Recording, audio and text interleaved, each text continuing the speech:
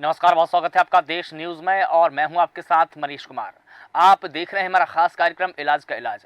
रायबरेली में इलाज के नाम पर दुकान चलाने वालों का बड़ा ही असंवेदनशील मामला सामने आया है। प्रसव के लिए आई प्रसूता का ऑपरेशन कर दिया एक झोला छाप डॉक्टर की बड़ी लापरवाही से जच्चा और बच्चा दोनों की मौत हो गई है।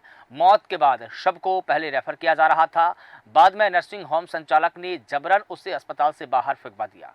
ये गंभीर आरोप मृतका के परिजनों ने लगाए हैं। दरअसल ये पूरा मामला ऊंचाहार नगर के हर्ष हॉस्पिटल का है। कंदराबा क्षेत्र के पूरे फकीर गांव निवासी राम गणेश का कहना है कि उनकी बहू बबली पत्नी लवकुश यादव को प्रसव पीड़ा होने पर इस हॉस्पिटल में भर्ती कराया गया था। मामला बीते शुक्रवार का है। रात में एक डॉक्टर ने उसकी बहू का ऑपरेशन किया। शनिवार को उसने कहा कि तुम्हारी मरीज की हालत खराब है, उसे जिला अस्पताल रायबरेली ले जाना पड़ेगा। पीड़ित का कहना है कि जब उसने जाकर देखा तो बहू की मौत हो चुकी थी और उसके गर्भ में ही नवजात की भी मौत हो चुकी थी। इसके बाद शव को जबरन अस्पताल के बाहर फेंकने के भी गंभीर आरोप लगे हैं। आरोप यह भी है कि जब पीड़ित ने हॉस्पिटल संचालक से कहा कि उसकी बहू तो मर चुकी है, फिर क्यों रेफर किया जा रहा है, इस बात पर डॉक्टर भड़क गए और शव को हॉस्पिटल से निकलवाकर बाहर फेंकवा दिया। सड़क पर शव फेंकने के गंभीर आरोप है। पीड़ित का यह भी कहना है कि उससे एक कागज पर जबरन अंगूठा भी लगवा लिया गया। इस घटना की जानकारी जब लोगों को हुई तो प्रसूता के घर पर लोगों की भारी भीड़ एकत्रित हो गई। परिजनों ने सोशल मीडिया पर गंभीर आरोप लगाए हैं, जिसका वीडियो भी वायरल हुआ है। उधर सीएचसी अधीक्षक डॉक्टर मनोज शुक्ला का कहना है कि मामले में अभी तक किसी ने भी लिखित में शिकायतें नहीं की है। फिर भी हॉस्पिटल संचालक ने जवाब तलब किया जाएगा कि आखिर इतनी बड़ी लापरवाही कैसे हुई है। इस पूरे मसले पर सबसे पहले परिजनों के बयान सुनेंगे कि उन्होंने क्या कुछ आरोप लगाए हैं।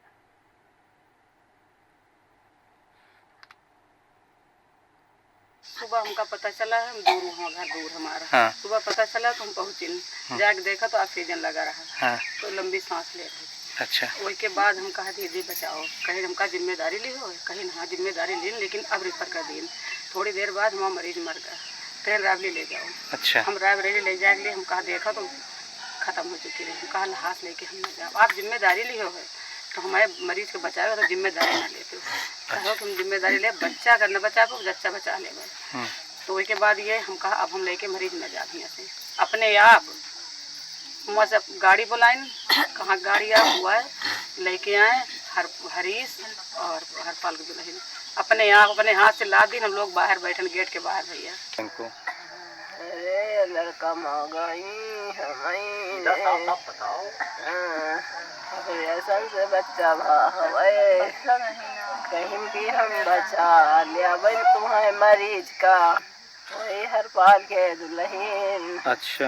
कहीं तुम्हारा मरीज बच जाए, ऑपरेशन से बच्चा न बची तो हम कहा माँ मरीज भाई बचा दियो, बच्चा न मिले तो न मिले। अरे इनके सब बच्चा था। हाँ। बच्चा पेट में खत्म हो गया था, तो यहाँ हरपाल के यहाँ ले गए थे। तो उसने जो है जिम्मेदारी लिया है कि बच्चा निपटा मगर मरीज को हम बचा देंगे।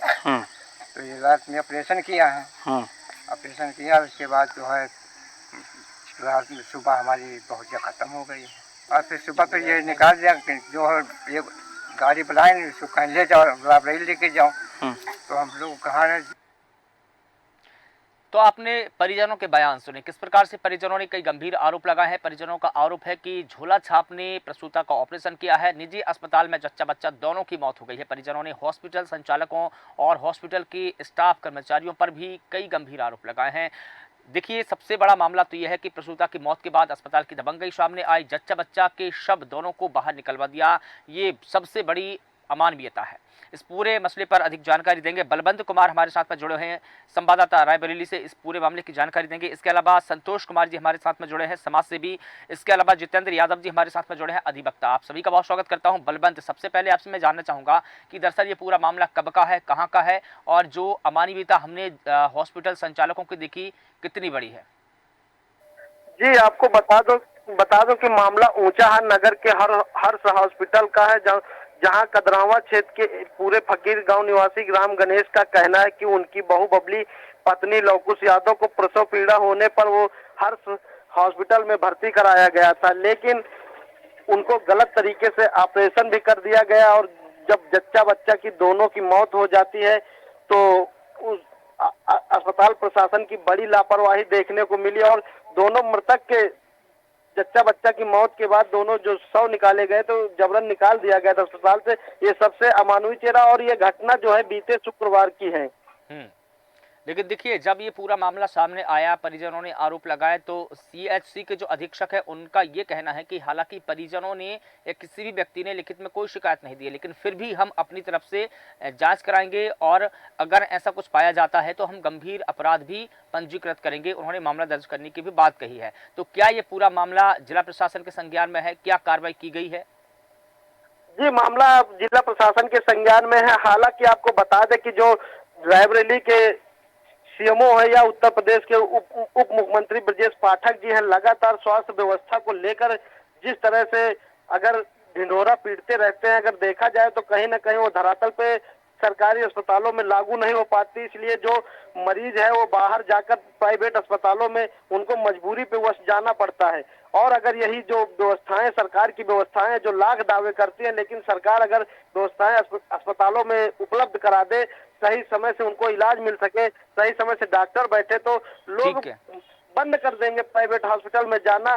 कहीं ना कहीं ये भी एक बड़ा सवाल, और जो स्वास्थ्य मंत्री है वो लगातार ढिंढोरा पीटते रहते हैं कि स्वास्थ्य व्यवस्था के लिए लगातार उनकी जो चर्चाएं निकल कर सामने आती हैं।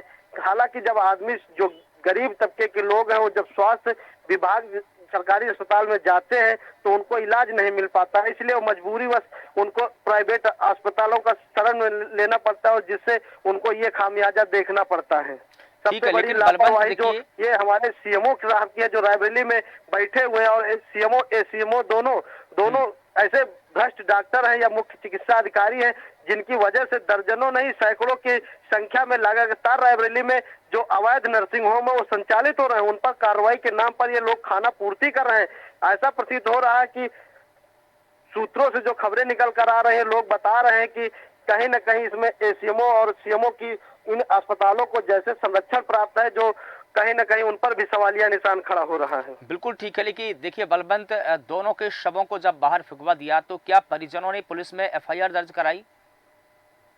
जी, अभी फिलहाल एफआईआर तो दर्ज कराई नहीं गई है, लेकिन जिस तरह से सीएचसी अधीक्षक मनोज शुक्ल ने कहा है कि फिलहाल तहरीर परिजनों द्वारा दी गई है और उनसे 3 दिन के लिए रिपोर्ट मांगी गई है। 3 दिन का समय मांगा गया है जवाब कि क्या लापरवाही है, क्या तथ्य निकल कर आएंगे, उन्हीं की तथ्य के आधार पर कार्रवाई करेंगे। ठीक है, जितेंद्र यादव जी हमारे साथ में जुड़े हैं, अधिवक्ता है। जितेंद्र जी, मैं आपसे जानना चाहूंगा, जिस प्रकार से देखिए मानवता को शर्मसार करने वाला मामला सामने आया। पहले तो देखिए जच्चा बच्चा की दोनों को मौत हो गई, और जब मौत होने के बाद में डॉक्टरों ने कहा कि उनको रेफर करना पड़ेगा, यानी कि कहीं ना कहीं वो अपनी जिम्मेदारी से पल्ला झाड़ रहे थे। जब परिजनों ने इसका विरोध किया, उन्होंने कहा कि जो मृतका है उसकी तो पहले ही मौत हो चुकी है, जो प्रसूता है। तो जब विरोध करने पर उन्होंने दोनों के शवों को बाहर निकलवा दिया। कितनी बड़ी अमानवीयता है, मानवता को शर्मसार करने वाला मामला है। ये मामले कब रुकेंगे? पहली बात ये बताना चाहूंगा, रायबरेली जिले बात नहीं, यूपी की बात करें तो अवैध जो क्लिनिक संचालक हैं उनकी संख्या बहुत ज्यादा है। अवैध संचालक केवल धन उगाही का काम करते हैं, पूरी तरीके से वो केवल पैसा वसूलने का काम करते हैं। जैसे ही जो संबंधित घटना है, इस घटना में डॉक्टरों को पता चला होगा कि अब मरीज की जान जाने वाली है, उन्होंने तत्काल प्रभाव से रेफर करने के लिए कागज बनाने शुरू किए, लेकिन तब तक देर हो चुकी थी। पहले तो डॉक्टर ये कोशिश करते हैं कि जितने घंटे, जितने दिन मरीज हमारे पास रुक सके, उतनी देर तक वो रोकने का काम करते हैं ताकि उनका भारी भरकम बिल बन सके। जब ज्यादा से ज्यादा मरीज की हालत गंभीर होती चली जाती है, जब वो जानते हैं कि अब हमारे बिल्कुल ये कवर से बाहर हो रहा है मरीज की, हम अब जान नहीं बचा सकते, तो बिल्कुल लास्ट टाइम में वो रेफर करने का काम करते हैं। और होता अमूमन यही है कि झोला छाप डॉक्टर की वजह से मरीज की मौत हो जाती है। जैसा कि ऊंचे हार का मैटर है, इस मैटर में भी सेम यही हुआ। पहले तो क्लिनिक संचालक ने अपना बिल बढ़ाने के लिए, पैसा बनाने के लिए मरीज को बिल्कुल अंतिम सांस तक रोक कर रखा। जैसे ही अस्पताल संचालक को पता चला कि अब ये मरीज की डेथ होने वाली है या फिर डेथ हो गई है, उसने तुरंत तत्काल प्रभाव से रेफरल कागज बनाए और उसके घर वालों को सौंप दिए। जैसा कि परिवारजन कहते हैं कि मृत्यु यही हो गई है, तो ये घटना कोई बड़ी नहीं है, ये घटना वही हुई, अस्पताल के अंदर ही हुई होगी, क्योंकि प्राइवेट संचालक केवल पैसे कमाने का काम करते हैं। उनको मरीज के जान से कोई मतलब नहीं होता कि मरीज की जान जाने वाली है, बचने वाली है। उनको केवल अपने धन से मतलब होता है। बिल्कुल, और ठीक कहा आपने। देखिए उनको तो धन से ही मतलब होता है, और जब वहां पर डेथ हो ही गई थी तो परिजनों को बता देना चाहिए था कि आपकी प्रसूता की मौत हो चुकी है, जच्चा बच्चा दोनों की मौत हो चुकी है। शवों को फेंकवाना कितना बड़ा गुनाह है। जी, लेकिन बात वहीं पर आती है ना कि अगर परिजनों को बता देंगे कि डेथ यहीं हो गई है, तो बाद में ये हो जाएगा कि आप जब आप मतलब इलाज नहीं कर सकते थे, आपके क्षेत्र से बाहर का मैटर था, आप बचा नहीं सकते थे, तो आपको पहले बता देना चाहिए था। तो मरीज़ फिर उसके जो तीमारदार थे, वो बवाल करते अस्पताल में। उससे बचने के लिए उन्होंने तुरंत तत्काल प्रभाव से रेफरल कागज़ बना करके शव को बाहर फेंकवा दिया। ये बहुत ही अमानवीय कार्य है।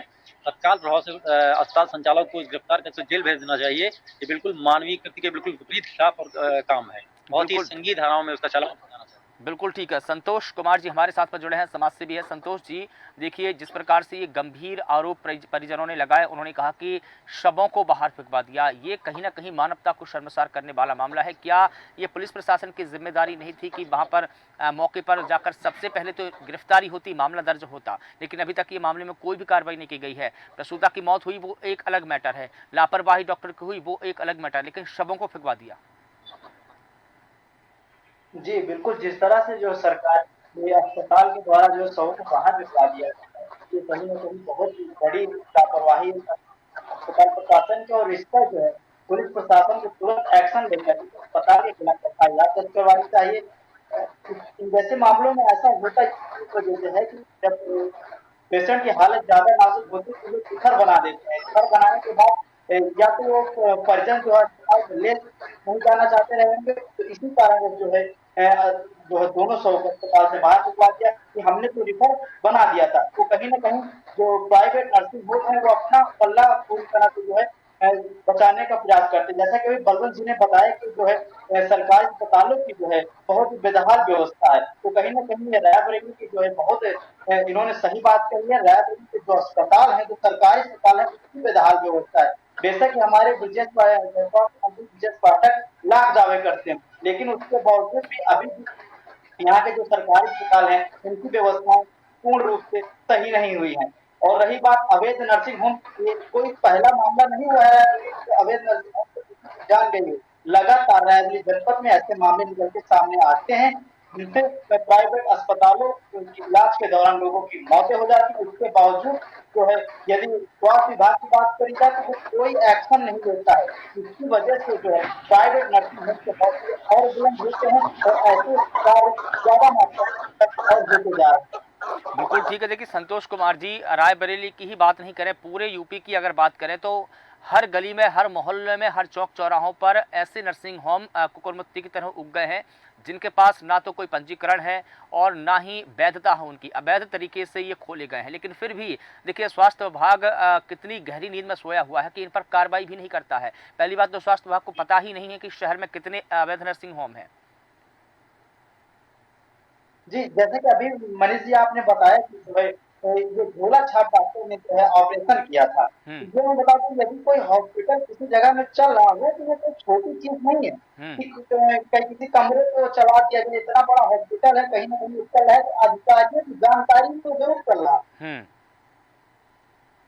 बिल्कुल ठीक है, अधिकारियों को संज्ञान लेने चाहिए और संज्ञान लेने के बाद में पहले तो ये जानना चाहिए कि जिस भी एरिया में अवैध रूप से नर्सिंग होम चल रहा है या कोई भी हॉस्पिटल चल रहे हैं तो क्या उनके पास में रजिस्ट्रेशन है, पंजीकरण है, डॉक्टरों की संख्या कितनी है, स्टाफ की संख्या कितनी है और जो भी वादे किए गए हैं क्या संसाधन वहाँ पर उपलब्ध है। ये तमाम चीज़ें स्वास्थ्य विभाग को जाननी चाहिए और यही कारण है कि नहीं जांचते तो जो झोला छाप डॉक्टर है वो उग गए हैं, उनकी भरमार है। और अभी जैसा कि आपने बताया और रिपोर्ट भी यही कहती है कि उस जो प्रसूता है उसका ऑपरेशन ही झोला छाप ने किया था। तो पहले तो स्वास्थ्य विभाग को ये जानना चाहिए था कि जिन भी डॉक्टर का ऑपरेशन किया जा रहा है या जो ऑपरेशन कर रहे हैं या जो प्रैक्टिस में है क्या उनके पंजीकरण है या नहीं है। संतोष जी, ये पूरे रायबरेली जनपद में कई जगहों पर ऐसा है कि जो झोला छाप डॉक्टर जो पेशेंटों का इलाज कर रहे हैं और ये नर्सिंग होम कई जगह पे भारी मात्राओं में चलने अधिकारियों की जानकारी है। ऐसा नहीं कि अधिकारियों की जानकारी नहीं है, लेकिन वो बस चंद पैसों के लिए जो है अधिकारी कार्रवाई करने से कतरा जाते हैं। इसका खामियाजा आम पब्लिक को जो है उठाना पड़ता है। आम पब्लिक को अपनी जान देकर खामियाजा उठाना पड़ता है। वो जो चंद पैसों के लिए जो है अधिकारी यदि हॉस्पिटलों पे कार्रवाई करें और चंद पैसों के लालच में आकर ऐसे काम न करें तो कहीं ना कहीं परिवार, आज जो पीड़ित परिवार है, जो आपने देखा कि पीड़ित परिवार कष्ट में, उसको आज ये कष्ट न उठाना पड़ता कि यदि समय रहते इस हॉस्पिटल पे जो है कार्रवाई कर दी जाती।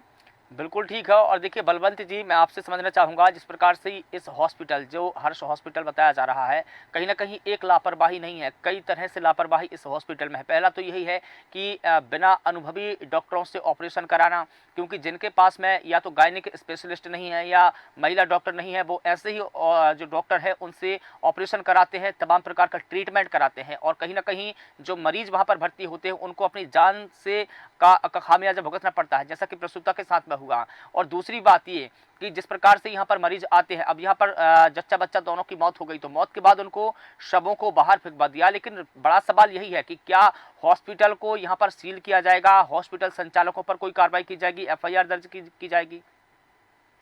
देखो, आपको बता दें कि सबसे पहले जांच के नाम पे जो जांच का नाम खेल शुरू हो जाता है, जांच के नाम पर एक भ्रष्टाचार शुरू हो जाता है। और भ्रष्टाचार की आकट में ये हमारे जो रायबरेली के मुख्य चिकित्सा अधिकारी हैं और एसीएमओ अरविंद जी हैं, ये काफी आंखों में पट्टी बांधकर बैठे हुए हैं। इनको ये नहीं दिखाई पड़ रहा है कि किस तरह से झोला छाप डॉक्टर आए दिन मरीजों की जान ले रहे हैं और लगातार चल रहे हैं अवैध हॉस्पिटल, नर्सिंग होम। ऐसे हम सैकड़ों की संख्या में बात करें, अवैध रूप से चल रहे हैं और लगातार मरीजों की जिंदगी के साथ वो खेल रहे हैं। और लेकिन कहीं ना कहीं अगर बात करें तो उसमें जो क्षेत्रीय हॉस्पिटल होते हैं या सरकारी जिनको कहते हैं सामुदायिक स्वास्थ्य केंद्र, जो उसमें अधीक्षक होता है, अगर उनके हर तहसील में एक सामुदायिक स्वास्थ्य केंद्र बनाया गया है, लेकिन जो वहाँ पे अधीक्षक बैठता है, अगर इसकी लिस्ट निकलवा ली जाए पूरी तरह से, तो कहीं ना कहीं अधीक्षक की जानकारी में रहता, कोई हॉस्पिटल खुलता है सब उसकी जानकारी में रहता, लिखा पढ़ी रहता है। लेकिन जो ये पंजीकरण नहीं होते हैं और हॉस्पिटल खुल जाता है, तो ये कहीं ना कहीं भी इन ऐसे अधिकारियों, स्वास्थ्य विभाग के अधिकारियों पे सवालिया निशान जरूर खड़ा होता है कि आखिर ये अवैध हॉस्पिटल खुला तो किसके संरक्षण में खुला, आखिर कार्रवाई क्यों नहीं करते हैं। और जब जांच की बात आती है, जैसे मरीज कोई दुर्घटना हॉस्पिटल में हो जाती, जैसे आज ऊंचाहार में देखने को मिला, लेकिन ऊंचाहार में जब देखने को ये मिला तो उसके बाद अब इसी में जांच के नाम पर भ्रष्टाचार का खेल शुरू हो जाता है। देखिए बलवंत जी, हर एक डिपार्टमेंट का अपना इंटेलिजेंस रहता है, जैसा कि जिला प्रशासन का इंटेलिजेंस रहता है, वो जानकारी बताता है कि कहाँ पर क्या हो रहा है, तो ऐसा ही स्वास्थ्य विभाग का भी इंटेलिजेंस है। ऐसा नहीं है कि अधिकारियों को या स्वास्थ्य विभाग को ये पता नहीं हो कि किस गली चौराहों पर कौन सा नर्सिंग होम खुला है। पता सभी को है, मालूम सभी को है, लेकिन कार्रवाई नहीं की जाती है। क्या ये अस्पतालों के साथ में अधिकारियों की कोई साठगांठ है? जी, आपको बताया ना कि हर तहसील में एक सामुदायिक स्वास्थ्य केंद्र बनाया गया, लेकिन वहाँ पे अधीक्षक बैठते हैं, वो भी गस्टेड स्वास्थ्य विभाग का अधिकारी रहता है। बल्कि उसके जो भी अगर निकाला जाए कोई, उसके अगर उसमें तहसील में नर्सिंग होम खुल रहा है, कोई चल रहा है, तो जानकारी में रहता है। जाहिर सी बात, और उनकी सिस्टम से होता है सारा कारोबार। जो अगर अवैध भी चल रहा, झोला छाप डॉक्टर भी बैठा हुआ, तो ये हर महीने अवैध वसूली करने वाला खेल भी इसमें चलता रहता है, जो लोगों का कहना है। अधीक्षक की जानकारी में रहता है सारा। बिल्कुल ठीक है। जितेंद्र जी, जैसा कि बलवंत जी बता रहे हैं कि सभी के संज्ञान में है ऐसा, अस्पताल जब खुलता है तो उसका पंजीकरण, उसके वहाँ के बिल्डिंग परमिशन और तमाम चीज़ों की यहाँ पर जानकारी देनी होती है। देने के बाद भी इस तरह से ये लापरवाही कैसे देखेंगे जितेंद्र जी? जितेंद्र जी, क्या सुन पा रहे हैं आप? जी जी जी जी, सवाल फिर से रिपीट करिए। जितेंद्र जी, मेरा सवाल ये था कि देखिए, जिस भी हॉस्पिटल का पंजीकरण होता है उनको तमाम जानकारी जिला प्रशासन को और स्वास्थ्य विभाग दोनों को देनी होती है। तो पहले तो जिला प्रशासन उसको मंजूरी देते हैं, उसके बाद में स्वास्थ्य विभाग उसके पंजीकरण की और एक लाइसेंस भी जारी करते हैं। ये पूरी प्रक्रिया होती है। लेकिन यहाँ पर अधिकतर ऐसा होता है कि अधिकतर हॉस्पिटल जो खुलते हैं, ना तो वो अपनी संपूर्ण जानकारियाँ देते हैं, ना ही उनके पास में लाइसेंस होता है। तो उनके खिलाफ में किन धाराओं में मुकदमा दर्ज किया जा सकता है? चूंकि आप अधिवक्ता है, तो यहाँ पर एक ये पक्ष भी जानना जरूरी है।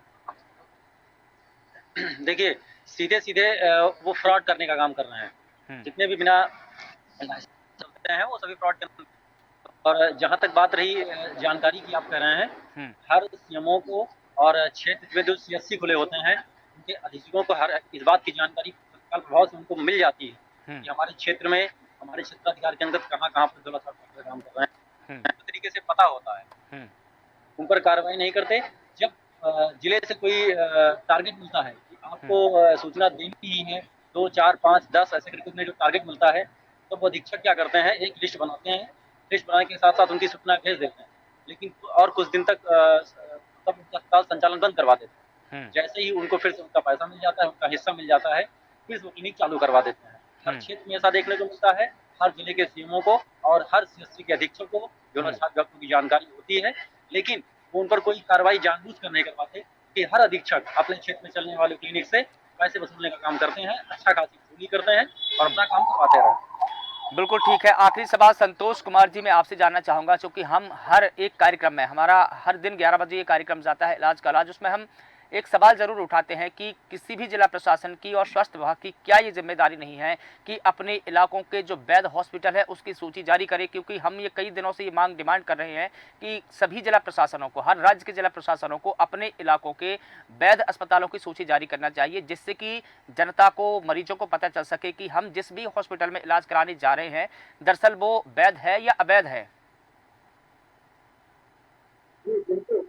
ये आपने बहुत सही बात कही है कि हर जिला प्रशासन को ये सूची जारी करनी चाहिए कि कौन सा हॉस्पिटल वैध है और कौन सा जो हॉस्पिटल अवैध है।